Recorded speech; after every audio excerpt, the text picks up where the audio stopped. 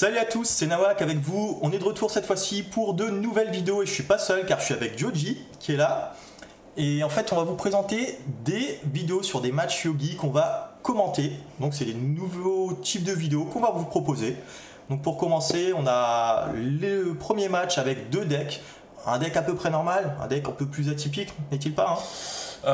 D'après ce que j'ai vu dans la vidéo, on serait parti sur un invoqué Blue Haze avec du Numéron. Ça peut être intéressant dans le sens où la seule normal summon du deck va être Alistair. Après le reste, on normal pas, donc du coup je me dis ça que des spé, donc je me dis pourquoi pas, ça peut être intéressant. Et après j'ai vu qu'en face on est sur un Eldritch Synchrone, tout ce qu'il y a de plus classique dans la méta actuelle. Donc on va vous commenter ça, ça peut être marrant.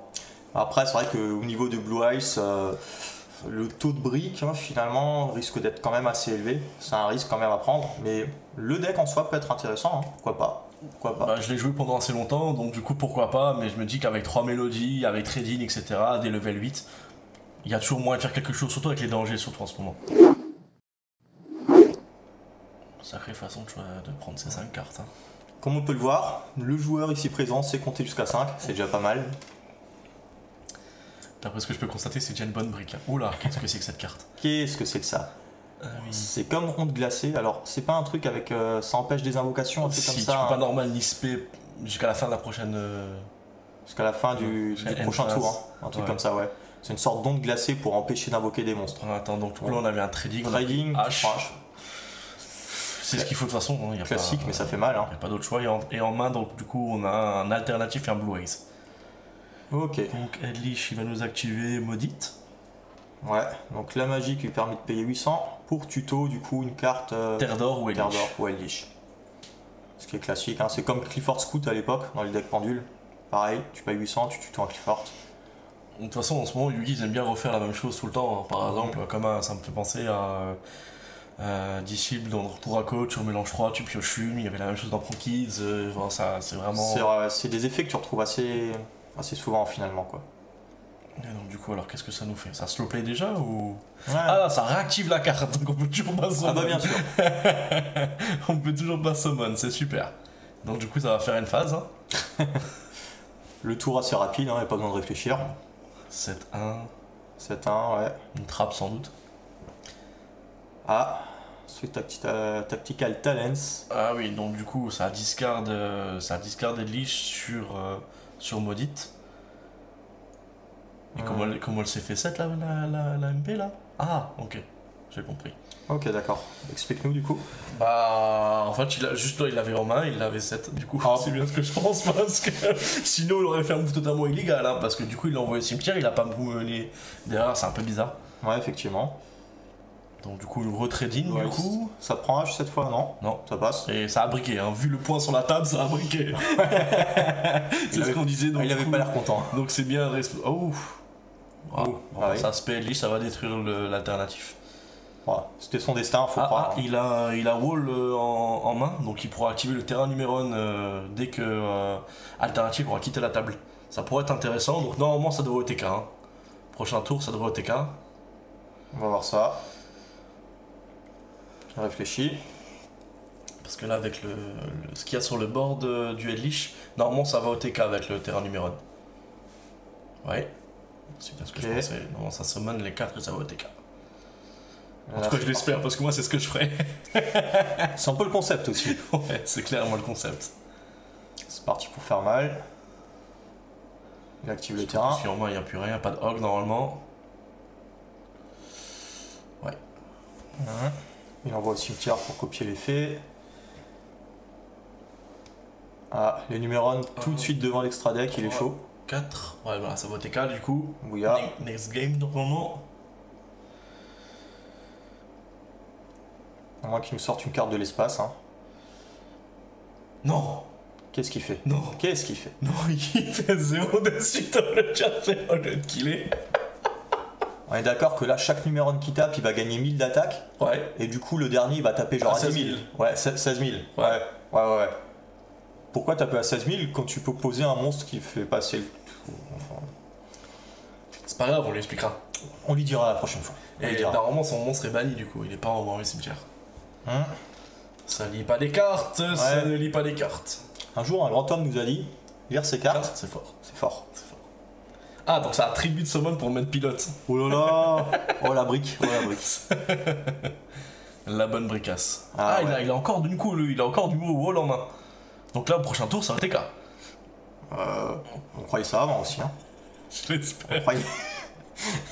C'est censé être ça en tout cas. C'est censé.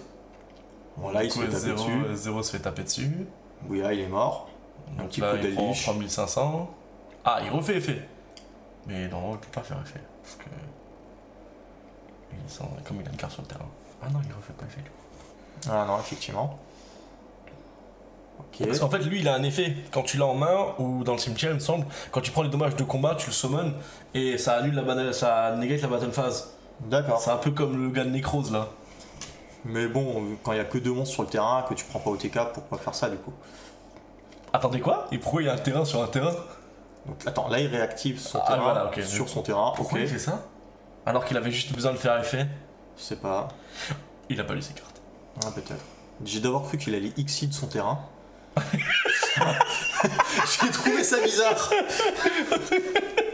Mais il les a superposés, écoute.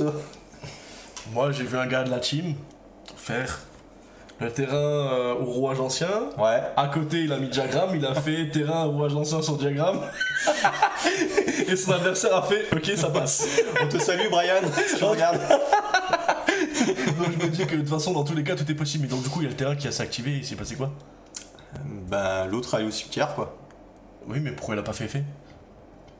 Je sais pas. Peut-être qu'il joue réseau qu'une fois. Ah, ça sera embêtant. Mais du coup, ça prend TK alors qu'avant, il y avait le TK. Bon, Cristron, Summon Veiler. Là, on est parti pour faire mal. Selene. Mais est-ce que du coup, il va summon un Apollousa pour avoir des counters? Ou est-ce qu'il va essayer d'OTK, lui?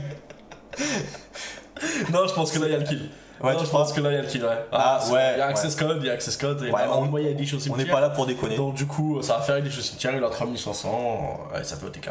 Ouais, là, il est prêt à Et taper. donc, du coup, l'autre avait l'OTK aussi avant, en fait. Donc, du coup, tu perds parce que t'as décidé de perdre, en fait. Ouais. Pourquoi OTK alors que tu peux te faire OTK? T'avais la question, donc là, ils vont passer au side. Quel type de side jouer face à Numéron Blue Ways invoqué? Ouais, enfin, face à un deck inexistant en fait. Ouais, mais. Ouais, un mélange de plein de trucs, dans... mais que tu vois pas en un. En fait, le mec, genre, il a fait un kebab, il a mis salade, tomate, oignon, il a tout mis dedans, le gars. Ça me rappelle un mec. Ouais, ça me rappelle un mec aussi, ouais. Ah ouais. Ça me rappelle un mec aussi, mais après, il y a eu des mélanges des fois intéressants quand même. Ouais. Il y a eu des mélanges intéressants, il y a des gars, ils se sont dit, tiens, l'idée est bonne. Si j'allais faire vraiment le deck et gagner un tournoi avec. C'est vrai qu'il y a parfois des bons combos quand tu mélanges plusieurs archétypes. Genre, à savoir en fait, Thunder Dragon Orcust, c'est un deck qui m'a surpris qu'un joueur de chez nous justement avait fait, il nous a sorti en régio et ça avait plutôt bien marché. Tu sortais le combo Thunder classique et puis le combo Orcust classique. Donc tu avais 2 decks en un, c'est comme Dash 2 en 1, ça marchait bien en plus. Ça enlevait pas les tâches, mais ça marchait plutôt bien. Parce que moi je me rappelle qu'il avait sorti une fois WCQ Strasbourg, il avait sorti Thunder Dragon Sky Striker. Sa façon de monter le deck n'a pas été probante forcément, mais alors j'ai vu récemment avant le confinement, avant toutes ces histoires, quand Colos était encore à 1, quand Colos était à 3, excusez-moi, j'ai vu Nikos, un des meilleurs joueurs d'Europe, avoir fait le deck et avoir top en région avec Thunder Dragon Sky Striker. Ouais, tout à fait. Ouais. Vous pouvez aller voir sur YouTube, sur la chaîne des Even Game classique. En fait, vous allez voir qu'il a vraiment fait le deck, il a vraiment top. Après, c'est un top joueur. Hein, y a pas, on va pas inventer. Hein, là, il a une bonne decklist. Il sait jouer à Yu-Gi-Oh! Ça aide beaucoup. Il sait lire les cartes. Ça, c'est énorme. C'est mieux que 80% des joueurs actuellement. C'est vrai aussi, ouais. Après, t'as des textes comme ça sur tes cartes en ce moment. J'ai vu récemment, en plus, le pire, c'est Endymion. Ouais, genre c'est Endymion, la carte qui a le plus de mots. Ouais. Impressionnant, genre, je sais plus, 180 mots pour un total de 300 caractères et quelques, un truc comme ça. Ah ouais, c'est la carte qui a le plus de caractères de Yu-Gi-Oh! En plus, quand tu l'as lu, tu comprends rien. Bon, alors attention, ça va reprendre là.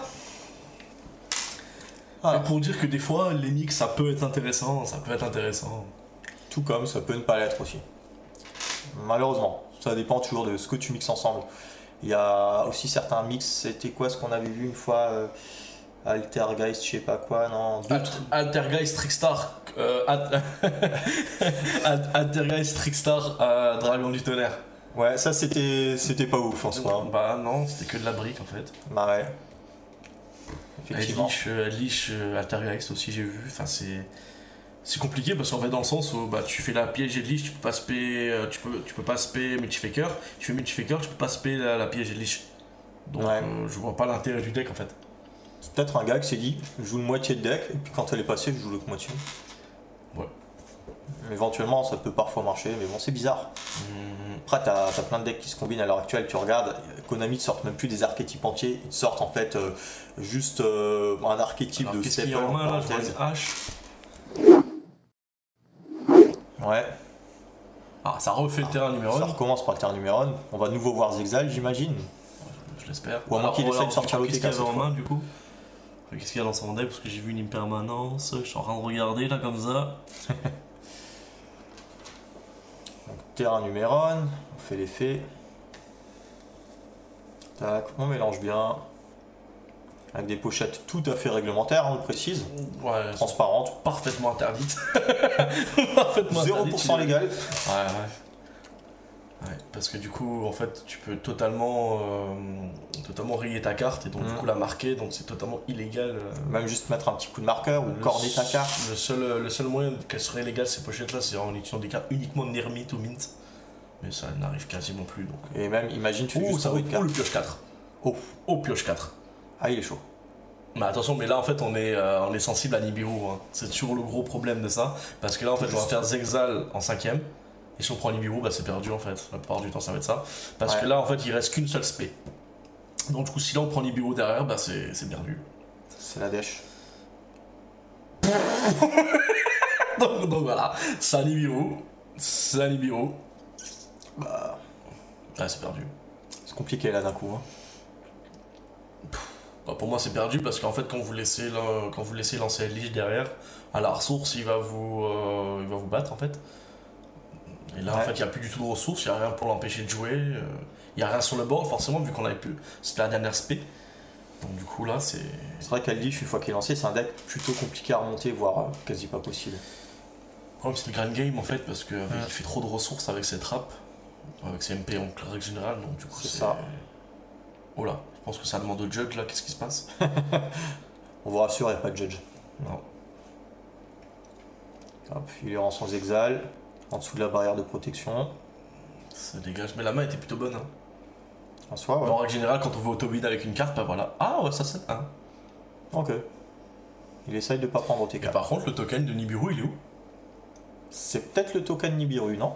Ah, moi je pensais vraiment que. Mais non, il avait 7 de sa main, non? Pour moi, ça avait 7-1 là. Il a pas trop de cartes dans sa main? Si, un peu, ouais. Un H. Ça serait bizarre qu'il ait pas son token. Peut-être que c'est. Il a envoyé Lich au cimetière. Ah non, c'est. Ouais, non, si. C'est le token? C'est peut-être le token. Ah, et voilà, le token est là. Ah, ok, ouais. Le token est là. En fait, il a pas invoqué de token. Ouais. Donc, du coup, il invoque un token pour le faire partir. Même pas, non? Voilà, et ça, c'est donc Alistair. Alistair. Ah oui, parce que quand il est flip, il tue en invocation. C'était pas une mauvaise idée non plus. En soit. Donc là, ça prend. C'est un peu comme le concept dans Spellbook avec Blue Boy. Pareil, quand il est retourné, tu peux tuto de magie Spellbook. Il y a un peu de l'idée. Du coup, les gars. Jet synchro. Ça va partir en cacahuète. Ça va pas en loupi-loup, hein, classique. Mais bon, terminé, hein, la banlist a décidé d'enlever les loupi-loup. Malheureusement, ou heureusement, ça dépend. Ça dépend. Après, en tant que joueur caillou, c'est un peu chiant pour bloc, mais. J'imagine, bon, on va jouer ça en go second, je pense. Ça va pouvoir faire un truc assez cool. Dragit est toujours trop forte en go second, de toute façon. Ça, ouais, forcément, ça remonte plein de trucs. Tristron, Célène, machin. Access code et de nouveau une OTK. Donc au final, on a vu un match sur 2 tours, à chaque fois OTK. C'était intéressant pour un deck contrôle. Ah oui, bon, c'est fini. Ils sont checkés, les gars. Fin du match. Ouais. Memory of Hope, bah c'est sur ça qu'ils perdent parce que du coup ils summon les 4. Et il pioche 4, c'est super fort, mais derrière il fait pas grand chose en fait, son deck lui permet pas de faire. J'aurais plutôt vu ça dans un gourou en fait, parce que piocher 4 puis 7 gourou avec réactiver le terrain derrière pour pouvoir le flip et pouvoir tuto démon, ça c'est clairement. Ça permet toujours d'avoir du contrôle derrière au final. Par contre, ça n'a pas de sens en fait, ça n'a pas d'intérêt. Parce qu'en fait, tu pioches 4, c'est super fort, mais si derrière t'as Nibiru, bah, c'est ce qui vient de se passer, tu perds automatiquement. Parce que là, après, Lich derrière, il te rosse en fait. C'est pas de. En SWAT, c'est pas tellement Lich qui te rosse, c'est tous les à côté. Donc avec Jet Synchro et tous les combos en soi, quoi, vraiment. Mais même, c'est vrai que Lich, après, comme tu disais, au niveau ressources, pour le battre, ça va être compliqué aussi. Ah, c'est toujours pareil. Après, il y a des decks qui sont bien plus forts en ressources. Hein. Enfin, il y a des decks bien plus forts. Hein. Il y avait, je pense à Sky Striker, je pense à. C'est incroyable. Après, il y a des decks encore dans le passé, hein. Dragon Ruler, Spellbook, Necros, qui est extrêmement fort à la ressource. Quand il n'y a plus de cartes sur le terrain, je bannis mes rituels, je les retuto. On se rappelle d'un Necros en top table en Belgique, hein, contre un trou Draco. Je tuto 3, tranquille. Ah oui, c'est vrai. Tout s'est bien passé, Mais ouais. C'est fort à la ressource, mais moins fort que les decks d'avant en fait. Parce que moi, souvent, je trouve que les decks d'aujourd'hui, là maintenant en 2020, sont bien moins forts que les decks qui sont d'avant en fait, tout simplement. Sky Striker, étant donné, est le meilleur deck de tous les temps parce que c'est le deck qui a gagné le plus de tournois au monde. Plus d'YCS, ouais. Plus d'YCS, plus de Major en fait, tout simplement. C'est un deck que tu ne trouveras jamais meilleur en fait. Je pense pas que tu trouveras maintenant meilleur que. On sait-on jamais. On s'est toujours dit à l'époque, on se disait déjà en 2008, il y avait Télédad, on s'est dit putain, le deck est trop fort, il n'y aura pas de meilleur deck. Tu regardes maintenant Télédad, c'est triste à dire, mais c'est nul quoi. Enfin, c'est plus ce que c'était. Même si tu remettais les porteurs d'urgence à 3, je pense que ça reste complètement nul par rapport à Adamantia et Lich, tout ça. Mais les decks maintenant sont plus stables, plus consistants et ainsi de suite quoi. C'est pour ça quand tu as un deck consistant comme Lich face à un deck brick, bah, forcément Lich avait largement l'avantage je pense dans ce match quoi. Ça dépend.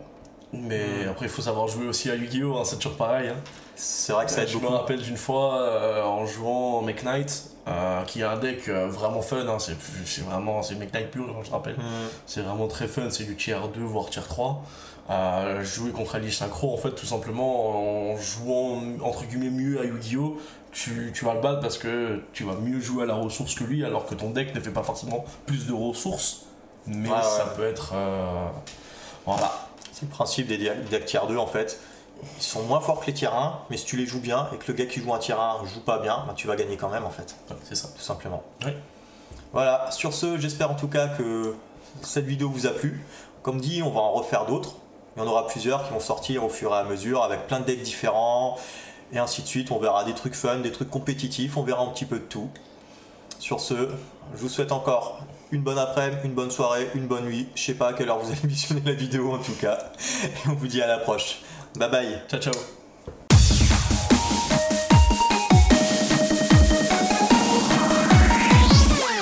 Ça me semblait bien pour une première. Ouais.